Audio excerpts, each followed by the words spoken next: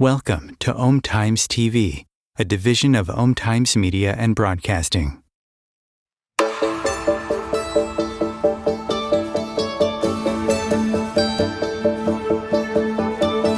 Welcome to the Perfect Life Awakening Show, hosted by Royce Morales. Royce has been a transformational facilitator, teaching groundbreaking, spiritually based courses for more than 4 decades. She is the author of 3 books about her teachings. Join Royce as she takes you on a journey into how to live your best life and find your true purpose through discovering the origins of subconscious, disempowering notions and releasing them.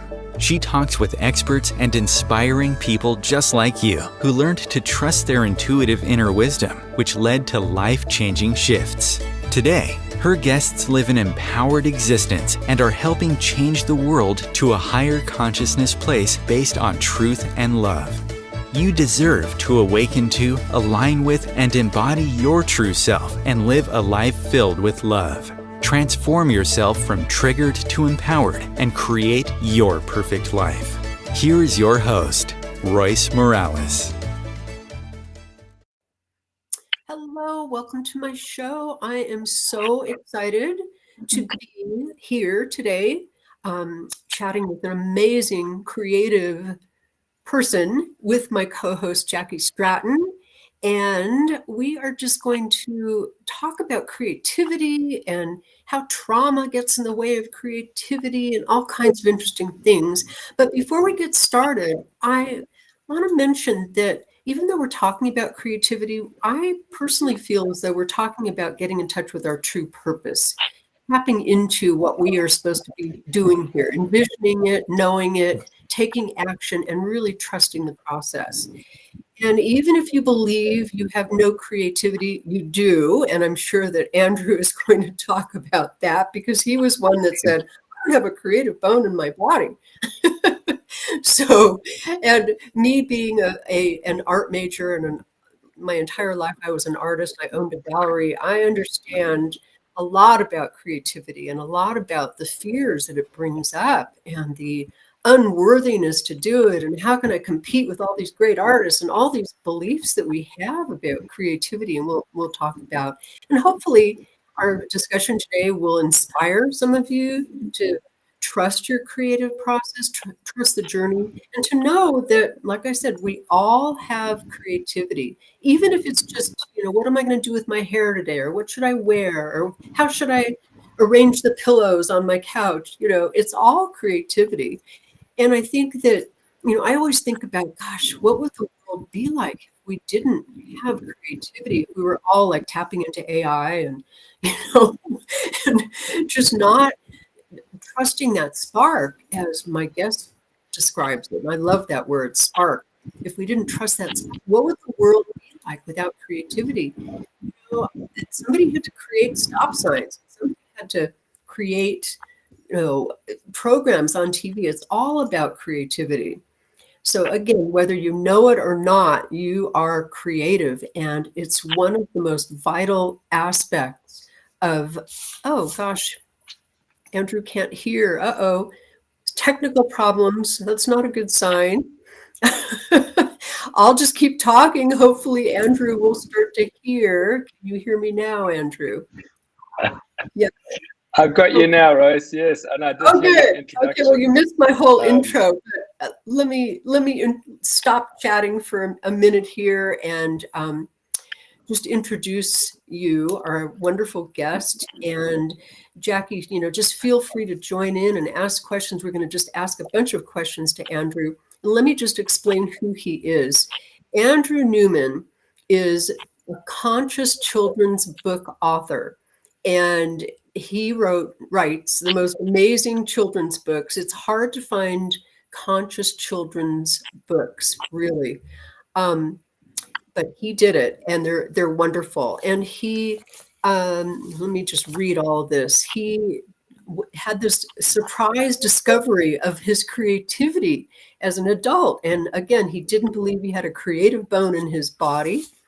And it just inspired him to use the act of creativity and getting in touch with the creative spark within as a healing for a lot of things, especially depression. Interesting, because I know back when I was an art major in college, I was depressed a lot. I didn't know what the heck I was doing in my life. And that was when I created my best, my best art, when I was depressed. So that's an interesting concept too. And I want to read something that he wrote it's just so perfect. Where did I put it here? This is a quote from his upcoming book, and that really jumped out at me.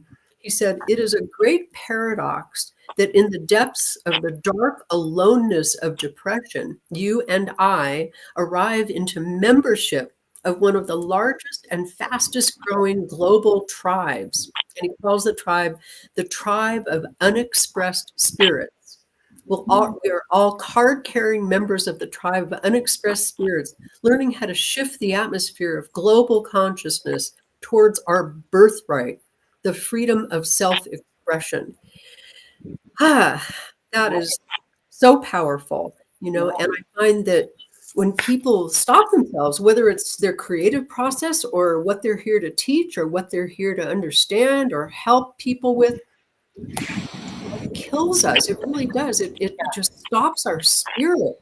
It stops it in our tracks. And it's just, I think, the saddest thing in the whole world.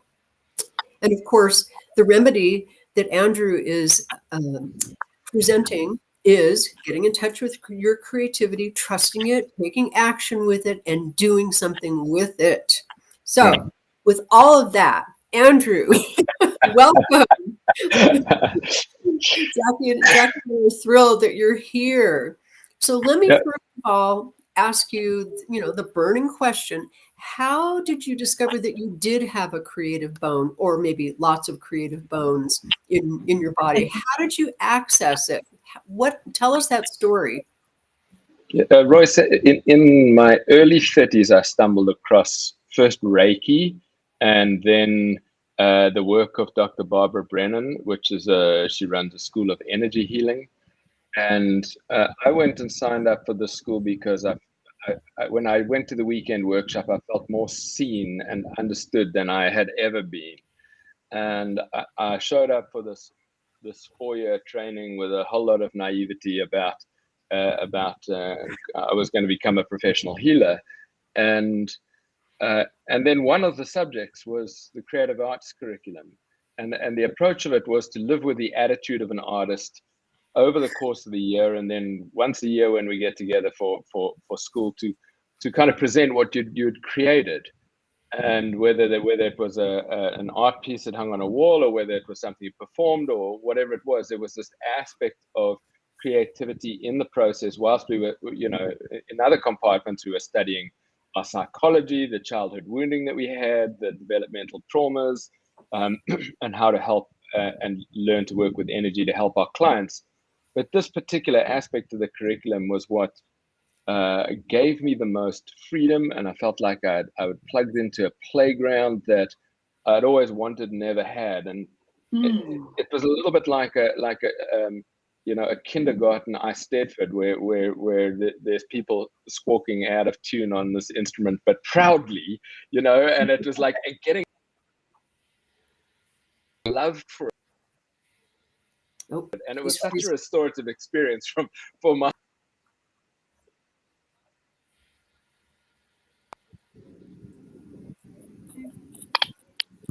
You were freezing there, Andrew. That's okay. Would you mind repeating the last sentence of what you said? We were just saying that it was a good nourishment for and an antidote for what I had experienced in my childhood. Yeah. I think many people have that experience. Yeah. What were you going to say, Jackie? That is a beautiful story. What a wonderful transition in your life, and an opening up of new opportunities for you. And something that came to mind to me as an educator and, a person that advocates for children is that you are trying to open up something that here in the United States, and I'm not sure how it is in the rest of the world, we don't promote the arts enough. And we used to a lot more. And then after the 60s and 70s, they started not funding music programs and all these wonderful programs as much. And something that I've noticed as a teacher for 3 decades is that children are feeling a lot of anxiety and restlessness at school. And I think one of the remedies could be just what you were saying. We need to bring the arts into the schools more, and children benefit from art so much and from creativity. And your books are helping children to see their own creative side. Yeah, definitely. I so agree with you, Jackie. I truly don't believe I would have survived 18 years or 22 years of education without doing my art. It was that important to me. And I didn't know that when I, went into kindergarten, until all of a sudden somebody handed me a paintbrush and I was doing these things, and it was like, oh, I can do this, and this feels so good, and this is wonderful. And and then of course it shifted into, oh my God, how am I going to make money doing my art? I can't. The usual artistic dilemma Right. of survival and being an artist. So yeah. So okay, my next And question. I want to pick up, Royce, you were 100% right. You were 100% right in saying this isn't just about having a paintbrush or an instrument in your hands. This is about how life works. Every breath goes through the same motion from nothing to the arising impulse to the fullness and back down into the quietness. That's the cycle that creativity goes through. And that this kind of like creative spark moves through us in. And so whether it's preparing a meal or planning your weekend, all of that is an act of creation. You're in the process of creating your own life.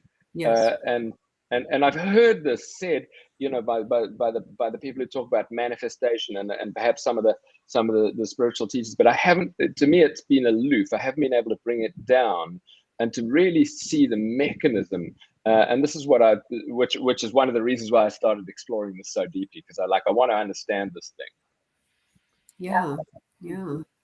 So what do you think that spark really is? Is it something external that gets thrown on us, or something that's triggered inside of us? Is it a spiritual thing? How would you define spark? I'm going to define it in this moment. So I know I've written a definition, but in this moment, as I sit here with you and I kind of look inwards for this answer, the answer arises from somewhere. Yes. And this is the nature of the spark. It's a movement from the big divine, the totally impersonal oneness of divine everything, into me, where it becomes my voice, my words, my ideas, my sharing. And so a process that is happening, and it's the arrival of an impulse of divine light, really, that's moving through. Yes, absolutely. And I always try to explain that to people in my classes, that it's funny. I started teaching my spiritual program about over 4 decades ago. And the first few months of doing it, I had no idea what was going to come out of my mouth. People would ask a question and I'd think, I don't know, who knows? And then out of my mouth would come an answer. And that's part of the creative process too. It's like receiving something and getting it out there, knowing what to do with it, knowing what to say, knowing how to take that paintbrush and color to choose. And and I think when we mix it too much with our logical mind, it really stops it, Yeah. One of my closest friends is a very successful artist, and he just lets it flow. And if you were to ask him, well, what are you going to do there? He has no idea until it arrives. So it's really about trusting. Yeah. I noticed that with children too, that I feel like schools have become sort of unifocused just on academics in a lot of ways. And I can see the effect on them that they're not allowed to just freely think or freely express, because there's so much expectation to sit at a desk for most hours of the day there and do academic work. So creativity is really needed for kids a lot more. Yeah, definitely.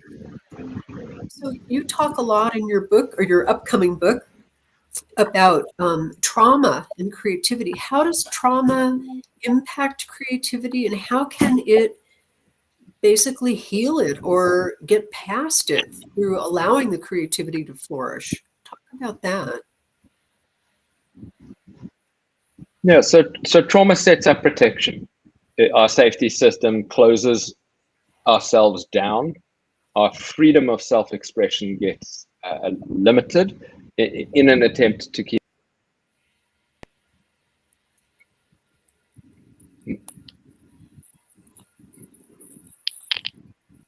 You were going in and out, Andrew.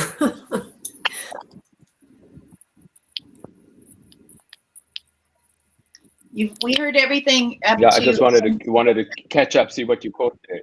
Yeah, up to in an attempt. Yes. Right after that, we couldn't hear you. Yes, in an attempt to keep us safe. It's our safety system then, but our safety system then gets habituated in a certain way, and it essentially oppresses our individuality and our own freedom to be ourselves. And so we have to do the work of resolving that. And there's 7 different doorways that you can go through. We know you can go through trauma work, and you can go through the work of therapy.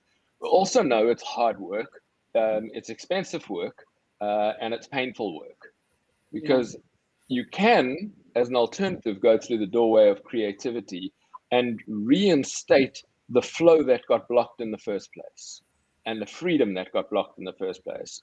And we do that by falling into our creative practice, whatever that practice might be for us, that it can then reconnect us to that. The life before the trauma was uninhibited, was free flowing, was expressive, and even if you do a whole lot of work on the trauma and understanding what happened to you and understanding why you closed down, understanding how you limit yourself and what the patterns are, you still have to then go out and live, and you've got to get into the world, and you've got to express yourself. And so you're going to be using your creativity to do that one way or another. I'm just suggesting, let's put it right at the front as a way of being. Yeah.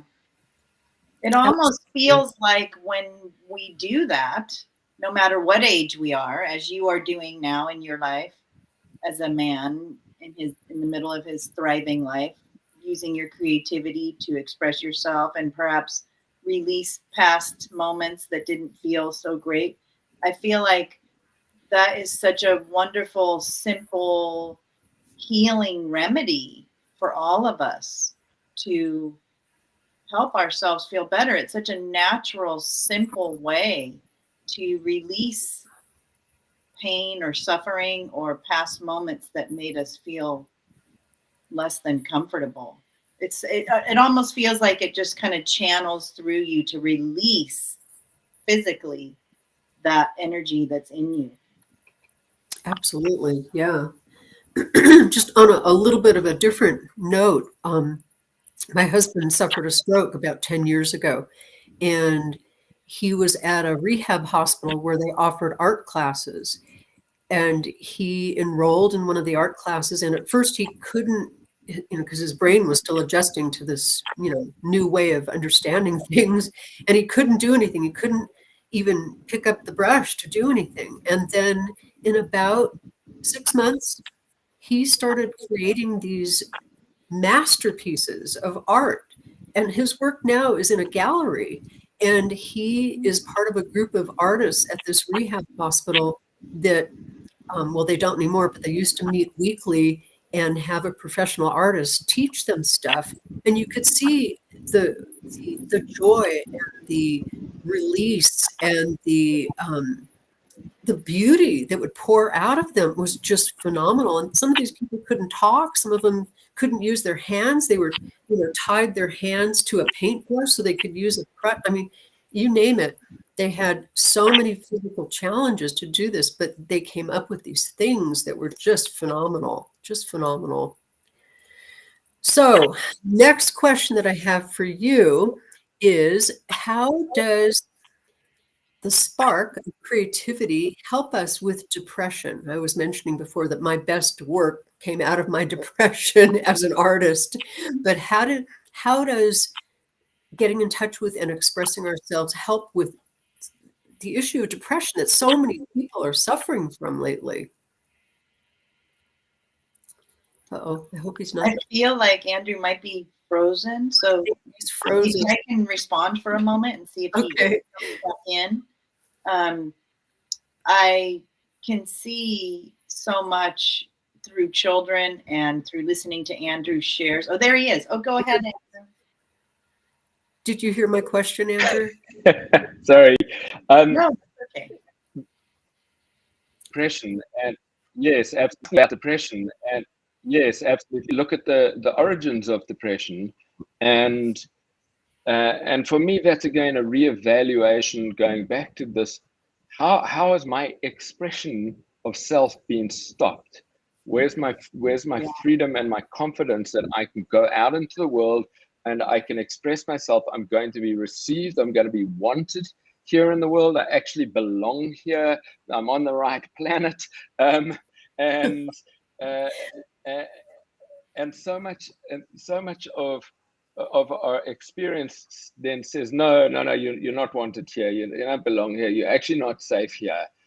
And there's a bottling inside of this, our soul nature, our spiritual self. It just want to be here to express ourselves, and now we can't.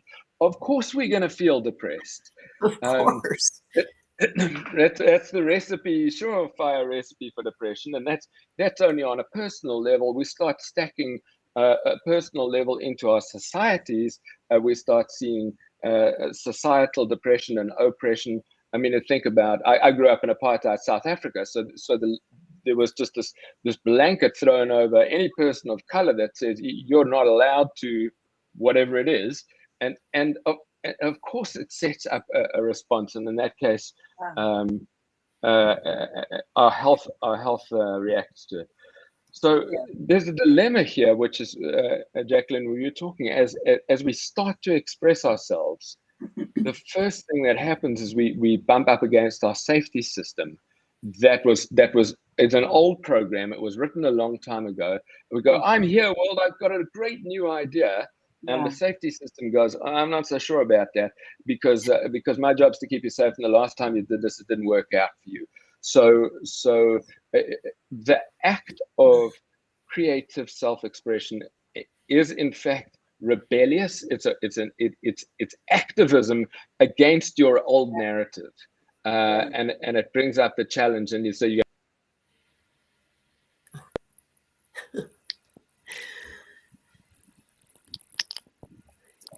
Yeah, we heard up to the word challenge. Yes. The word challenge. What did you say right after challenge?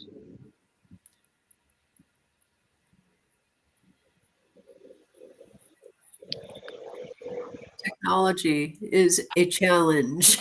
Yeah. Just to go ahead.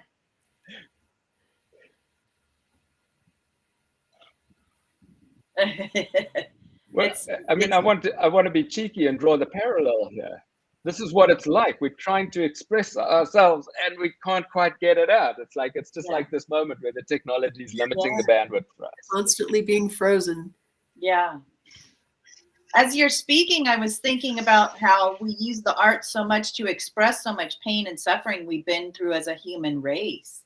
Like maybe thinking of memorials that have been erected and statues or murals in honor of some tragedy or, a war or different things, and how much we use that to express standing up for civil rights or standing up for oppression, as you were saying, and creativity is such a wonderful way to rebel in a safe way. And it helps us to release, again, the stuck energy, like I was saying before, of the human experience, of negative aspects of how we are experiencing things. And then on the other hand, of course, it helps us express wonderful experiences we have, like poetry, when you think of love poems or lyrics of a love song. So creativity comes in so many forms for us. It's such an important aspect of us really healing ourselves. Yeah. It's interesting when you were talking, Jackie, I was thinking about people that create films. I never thought of that in terms of it being rebellion, but when people create a film that show us what really happened, for example, what was war really like? We didn't know what it was like until we saw things that showed us the real truth of war. So yeah, it really is rebellious. Yeah. Interesting. Yeah. Yeah, and unless you were there, of course, we had it firsthand. But yeah, it's something too that we can experience that we wouldn't understand otherwise, like the Selma Bridge march that ended in police violence against the protesters. We wouldn't understand that the same had we not seen this movie portraying these actual tragic events. Yeah. Andrew, I think you're really onto something here with your book, and having us take this spark of energy, whatever kind of energy it is, and helping it release and heal by using it in a way to express ourselves. Definitely.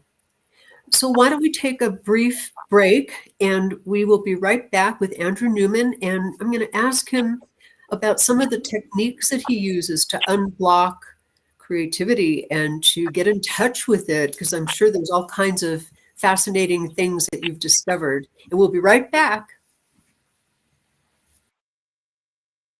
Times TV.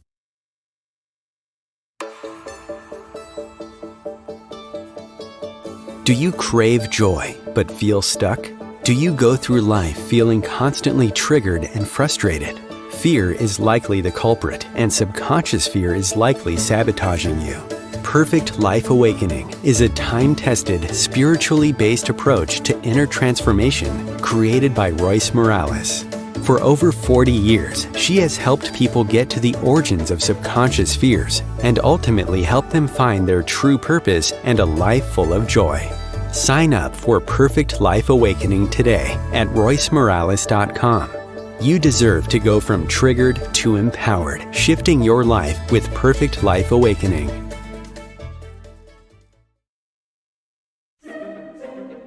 Imagine becoming a super influencer. Reinvent yourself, invest in your brand, and then manifest your success with a robust spheric approach. Om Times Media and Broadcasting offers a unique and multifaceted way to become the spiritual and conscious influencer you deserve to be by putting your message across our powerful platform with its proven record of integrity and excellence. Through our produced shows, Om Times offers the opportunity to become a social media TV personality, a radio show host, an Om Times magazine columnist, and a syndicated podcaster, all in one shot. By live streaming your show on Om Times TV and broadcasting it across the extensive Om Times radio and TV networks, you become more than a host. You become an ambassador and a force for positive change. Om Times. Open yourself to the possibilities.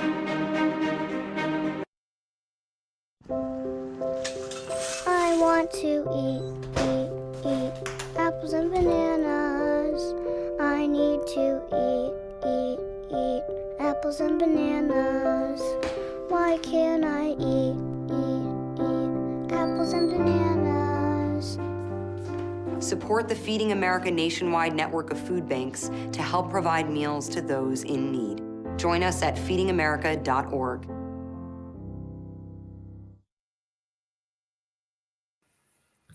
Welcome back. I am talking with Andrew Newman, who is the author of the upcoming book, Follow Your Spark, Not Your Trauma. That is just the best title. It really is. Yeah. So let's talk a little bit before we get into some of your exercises that you, some practical steps that people can take.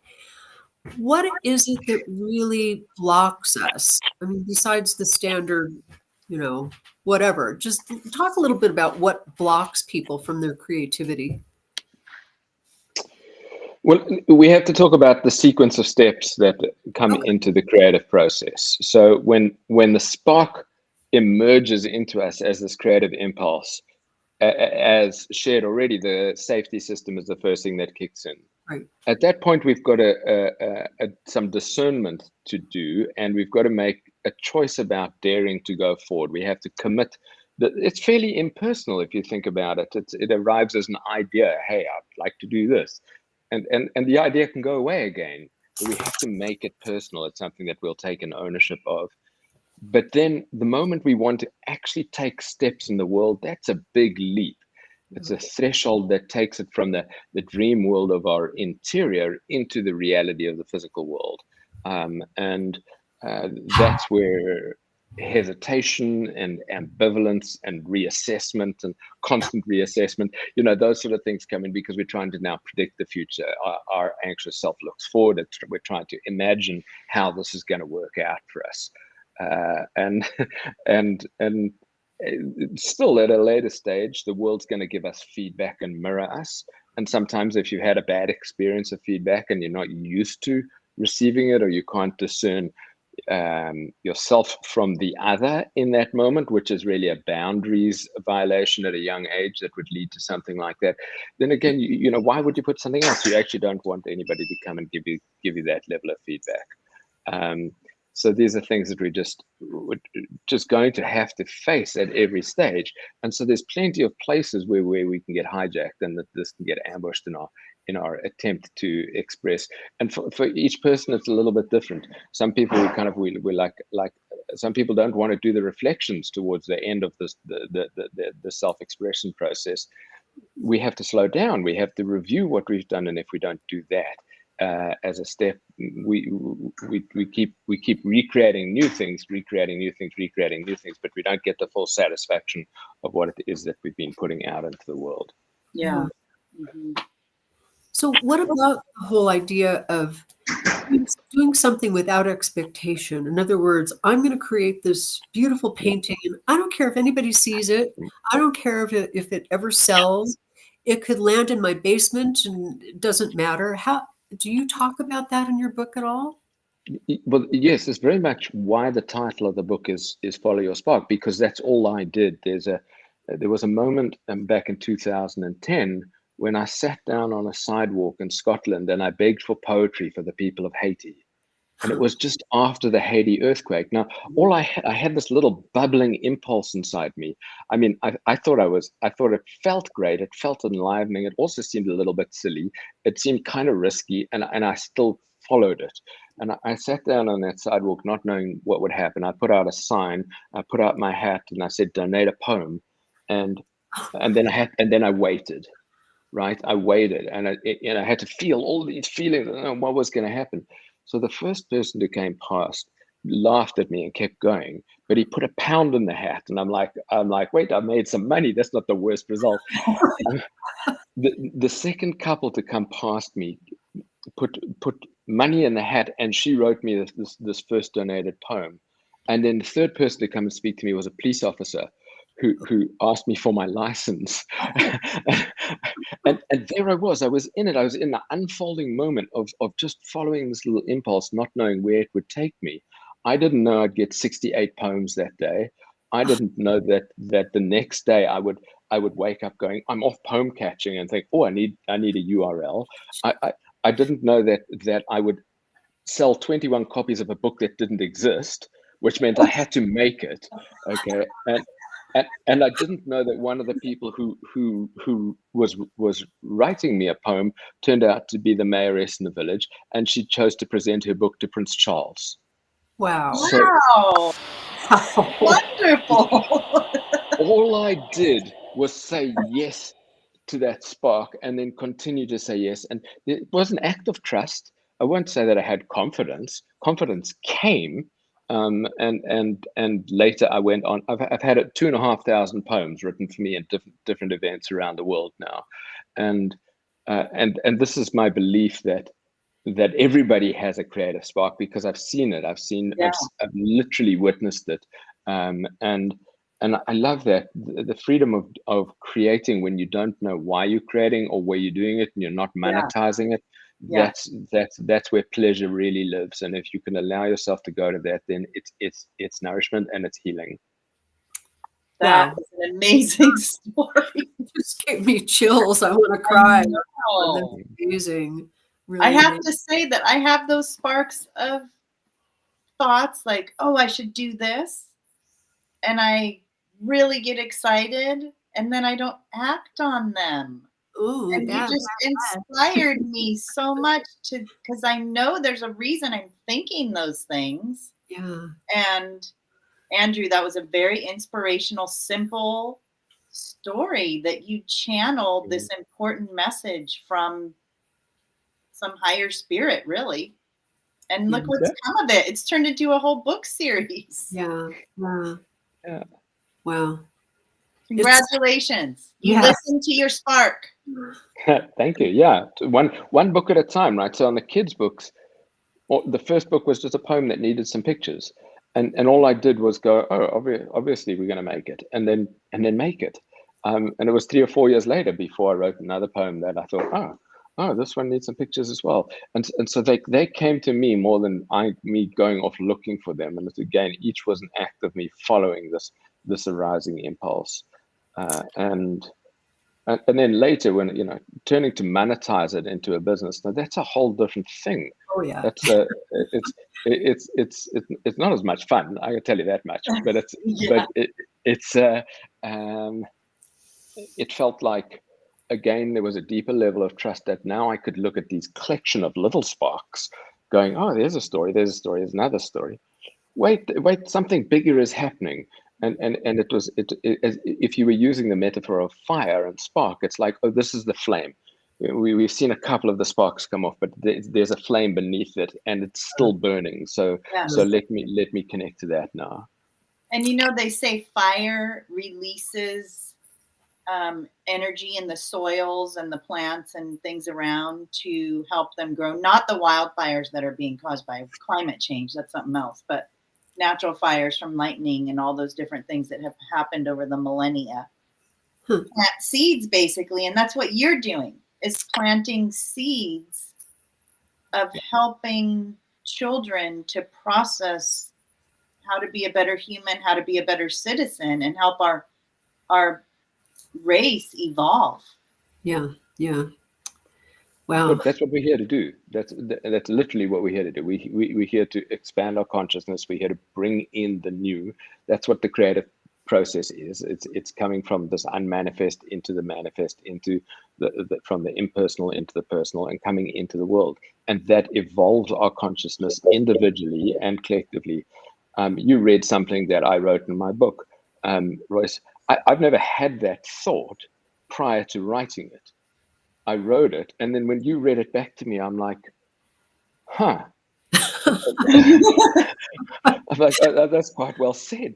It's like this: we get the paintbrush, we get the brush stroke, we don't know where the brush is going. All of those people who wrote poems for me on the streets, they didn't know what they were going to write. Maybe you just get the first glimpse of the first word, and you dare to put that down on the page, and the next word reveals itself, and then the next, and there it is. It's your unfolding of who you are as an evolutionary process. Yeah. I just want to share something. It keeps coming to mind as you're talking. A personal experience I had where I teach spirituality, and I teach trusting your intuition and getting messages from spirit. I was meditating one day, and I was told, and when I get told these things, I have to listen. I was told, you need to write a book. And I'm like, I'm not a writer.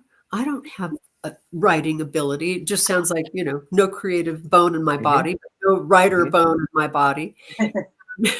So I forced myself, because I do trust when I get those things, I forced myself to sit down and start writing a book about an experience I was having.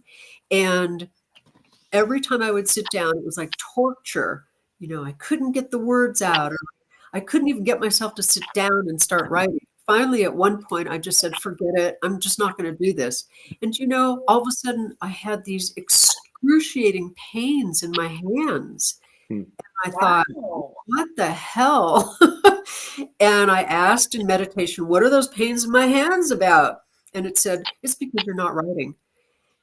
And I'm thinking, I can't even type. It hurts so bad. And it said, sit down and start writing. And I sat down, and guess what? The pain went away. Yeah. This is what we need to know about health. You're talking about what blocked up flow feels like, and when it's direct pain like this, and it's causal like this, it's so useful. But when you're dealing with complex physical stuff in the body, and we're trying to solve it through a medical lens, and we forget about the fact that we're spiritual beings that are here to express ourselves, and we're not doing it, of course we've got this pain coming up in the body. Of course, yeah. Well, it's like what Royce says, when you push something down, it comes and up. you don't acknowledge it or take care of it, or work with it, all the ways that you could handle something that comes up, it's going to come up another way. Yeah. Keep reminding you, I'm here, I'm here, I'm here. And wow, what a great story again about listening to your intuition. Yep. But that first voice, Royce, I'm not a writer. So when I was asking all those poets, those people walking past, I'm saying, hey, you want to write a poem? I'm a scientist. Scientists don't write poems. I don't, I haven't written a poem since I was 12. I can't. Now those little voices, again, they're protective. They're we can't chase them away because they've got nowhere to go. We have to do the opposite and bring them in close, and recognize as part of the safety system again. Just acknowledge them. Go, hey guys, love that you're here. So glad that you're here. But now let's get you in the back seat of the car. Put your seatbelt on. You can chat away as much as you want, but Dad's driving. Okay, and it's a very helpful metaphor because it also gives a geographic orientation, that you put these things behind you and you focus on where you're going. You want to look out into the world. Then you can get to where you want to be with them. They come with, the voices are always going to be there. This was one of the things for me 20 years later in therapy. I still have these voices coming up. 25 kids' books I've written. I've still got these voices. So if we take it as our responsibility to slay the voices, we're in trouble, because we'll spend all of our energy in the wrong direction. If we take it as our intention to go to where it is we're being led, and to steer our spark and follow it at the same time to where we're going, then we can actually get there. Yeah. If I ever have those voices, I'll say, oh, thank you for sharing. Just pat them on the head. Thank you. Thanks. I hear you. Get in the back seat. Yeah, I like that. So tell us, you have a lot of techniques and practices that are going to be in this upcoming book. Can you share a couple of these to help our audience access their creativity and trust it and go for it? Yeah, absolutely. So one of the most helpful things, just in line with what we're talking about, and it's so straightforward, get yourself a Post-it, write down the voices that are showing up as you starting a task. You're thinking of starting a task. Just write the voices down, and again, stick them onto that Post-it in front of you somewhere so that you can see them. It lets them come out of the miasma of the cloud, and it lets you discern whether or not that's you or the voice. And it gives you this opportunity with that discernment to then come back into your self-authority to move forward to what you want to do. The other is to play. The spirit of play is very, very helpful here, because the vibrancy of that young spark, it is playful. It's emergent. It wants to go and explore the world, and so if you're not surrounded by people who are playing, then go look for that.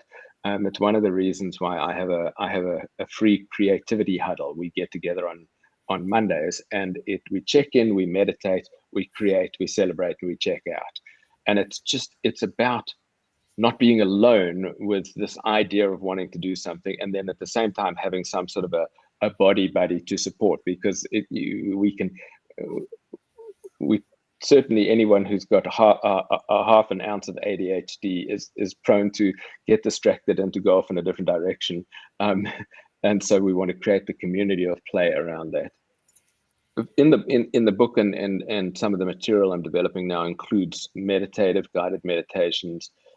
This is built on my understanding of the human energy field and the way that this energy, energy, that's what I say, a spark of energy comes into our being and moves us, and we can learn to invite that forward and welcome it forward and anticipate it and expect it, and then it becomes more normal. You grow into the confidence that you're allowed to express yourself. Mm-hmm.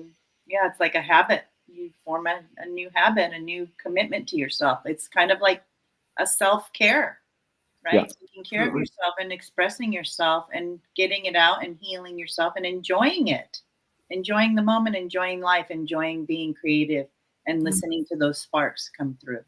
Yeah. It's like a neural pathway. Yeah, it is. Very well said. Yeah. And even as you're talking, I'm thinking about how we're kind of trained to not express ourselves verbally. We're trained, don't say that to somebody. You shouldn't talk like that to somebody. Don't express your fears or your buttons or whatever it is. We're taught that from day one. Don't cry. Don't cry. Yeah, don't feel. Yeah. And I find that, in my courses, I encourage people and teach people the importance of getting it out there, and how freedom results from that. So if I'm angry at my husband for something that he did and I'm holding it in, he's going to be the other side of my mirror showing me that I'm holding something in. And all I need to do is just go, it really pissed me off when you did blah, blah, blah. And I feel better. He feels better. And of course say it in a responsible way, but the same thing is true about creativity. We're holding on to all of this stuff, and it's just eating us alive or causing our fingers to hurt or, whatever it is that causes. So, yeah. When you're talking about being seen, right, this is a central aspect to our humanity, is that we actually want to be seen. And depending on how we were seen in the past, depends on how good we are when somebody shows up to really see us. But that little moment, what a beautiful example. You're holding something, the moment it comes out and you say, hey, I didn't like it when you, and now your experience is being seen and known, and it's this opportunity opportunity for connection is what arises through this. So. Yes. What I saw with all the poetry is, and I'm certainly not the first to say this, but like joy wants to be shared. It's an emotion that we want to share. I smile, you smile, we laugh, we do it together. The sadness and anger, and that often is more attractive than that. But either way, the expression can lead to a possibility of connection that isn't yet happening, and that is nourishing for us in the deepest way. Mm-hmm. Validated, without being seen, we can't be validated for who we are. Mm-hmm. Yeah. And since I always see things in the bigger picture, I'm listening to this and I'm thinking, God, what an amazing world that would create. If people just trusted their intuition and expressed themselves, took responsibility, got it out there in some way, that would be a healing for this world. I really believe that. How do you feel about that in terms of the bigger picture? Absolutely. Like in the same way I said, personal, local, global. This is we start doing it right here. We have this conversation. I share something about something quirky I did in Scotland 10 years ago. Jacqueline gets off the call and goes and writes a poem. She then shares it with her friend, and the next thing you know, there's the ripple of essentially, and in our audience, the ripple of light. This is what we're talking about. That comes out and through us and goes out into the world. Yes. I was just thinking about a wonderful story that I heard from a woman I've been working with, and she had gotten pregnant in her 40s and was so excited for the first time. And unfortunately, she ended up miscarrying the baby in the first trimester.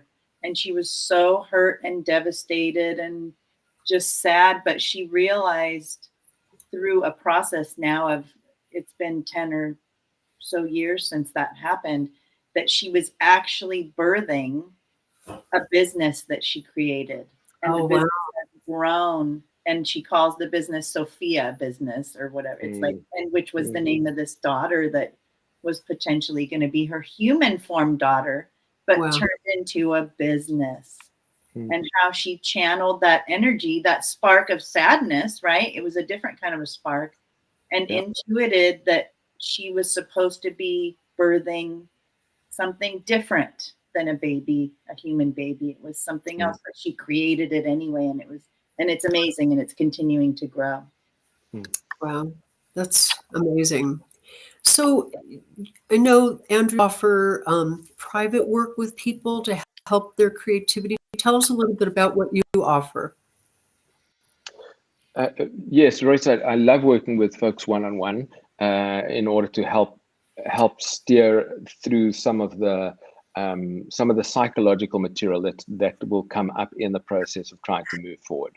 I'm interested in doing both the psychological work and the forward-facing work. So it's a little looking backwards to move forwards, and moving forwards to heal backwards. At the same time, the group environment does something that one-on-one work can't do.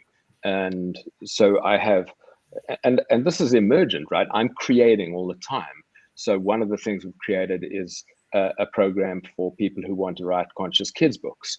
And we have a small group that works there.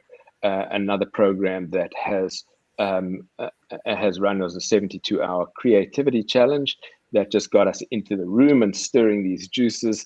And then that led into a 6-month container where folks were saying, this is what I want to do in the next 6 months. I don't trust myself to get to the end point because I've had this dream for a long time, but I keep putting the dream down. I want to be in a place where I have the support. And again, if this is the right narrative, then you go, yes, this feels right to me. I want to get past my psychological stuff. I don't want to be digging in it too much. I want to be getting to where I want to get to. Yeah. And so I don't actually know what I'm going to create next. Of course, how could I? I haven't done it. But I'm prepared to go onto that edge and go, look at that. I didn't know I was going to write this book. And it's been a 3-year journey of doing workshops and trying to find the right language and meeting people, having these conversations, doing more deep listening, reflecting on those years of poetry and poem catching. And I'm excited. And spring 25, we'll have a new book in the world. Yeah, awesome. So follow your spark, not your trauma. That's so awesome. And so how do people get in touch with you? Well, a couple of ways. Conscious Stories is always there in the kids book business, so consciousstories.com. And then if you're interested in the creativity focused processes, is training.andrewnewman.me is the handle on that. And Royce, I mean, just as I know we're wrapping up here, the one thing I would say is if you're coming out of a therapy session, if you're coming out of a workshop, if you've done the deep, vulnerable work of going into the space that's opened you up, please go and do something creative in that moment. It's essential that you fill the spaces you've just vacated with your own new, vibrant essence. And that's the right moment to really, really jump in, get the clay out or the paintbrush out. Yeah, that's awesome. Or get a different hairstyle or a different outfit. Something that's creative to you. That's so great. That's so great. Thank you so much, Andrew. I really appreciate you being here. And thank you, Jackie, for your amazing questions as always. And just to remind everybody that my next show next Wednesday is all about mirrors. And I'm going to be talking to somebody who is talking about motivation. So he's a businessman who does a lot of work with mirrors and motivates people. He's a personal trainer, and we're just going to talk all about how do we motivate people. So, and that's what you're doing, Andrew, and I think that's just delightful and wonderful. Yeah. And thank you so much. I hope I see everybody next Wednesday, same time. And you just keep on doing what you're doing, Andrew. Keep up the good work. Wonderful. Jackie, I Thank you expect so much. poem. I'll send my poem right away. Yes. Yeah, include the word spark. There'll be some Yes. spark poetry in the world. Maybe Yes. that's a good title. Yes. Yeah. Thank you. Have a wonderful day. Thank Howdy. you. Bye. Bye-bye.